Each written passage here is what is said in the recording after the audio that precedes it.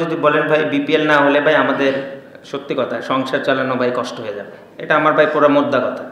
আপনি বিপিএল এ যে পারিশ্রমিক একজন প্লেয়ার পায়, এটা দিয়ে আপনার অলমোস্ট ন্যাশনাল টিমে আপনি যদি 2-3 বছর কেউ খেলে, তা যদি টপ পেইড আপনার স্যালারি হন, তাহলে হয়তো বা ইনকাম করতে পারবেন। একটা সিম্পল অ্যাজ ইট ইজ।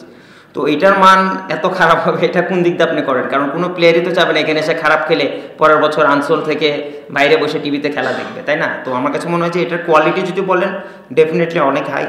এবং হ্যাঁ, এটা বলতে পারেন যে অনেক সময় দেখা যায় যে একটা দুটো পিচ একটু এদিকে ওদিকে হতে পারে, যে কোনো কারণে হয়তো বা রানটা একটু ডিফিকাল্ট হয়ে যায়। But at the same time মনে করি ওভারঅল এই বছর খুব মানে এভারেজ যদি বলেন, আমি মনে করি যে এই বছর অনেক বেটার ছিল পিচ, এবং আমাদের এই জন্য খেলার কোয়ালিটিও আপনি যদি দেখেন অনেক বেটার হয়েছে আগের তুলনায়। তো আমার কাছে মনে হয় যে এটা যারা বলেছেন তারা কি কোন মর্মে বলেছেন এটা তাদেরকে জিজ্ঞেস করবে। বাট আমার কাছে যদি বলে থাকেন ডেফিনেটলি আমার কাছে মনে হয় যে ডিবিপিএল এর কোয়ালিটি বলেন সব কিছু আপগ্রেডেড হচ্ছে।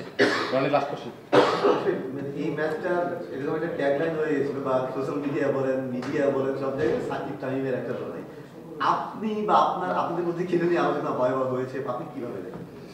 টু বি অনেস্ট, এরকম বড় ম্যাচে যদি এরকম একজন লাইমলাইট নিয়ে থাকে না, সবচেয়ে রিল্যাক্স থাকা যায়। যে দুইজনে যুদ্ধ করবে, আমরা আমাদের খেলা খেলবো, ইজি।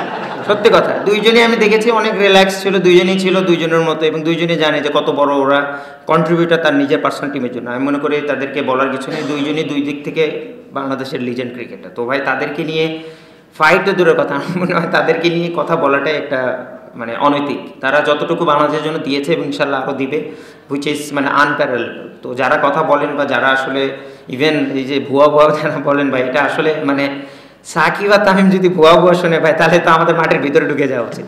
এক সিম্পল অ্যাজ ইট ইজ ভাই, তাদের মতো প্লেয়ার যদি ধরে, এতটুকুই ভাই। ডান।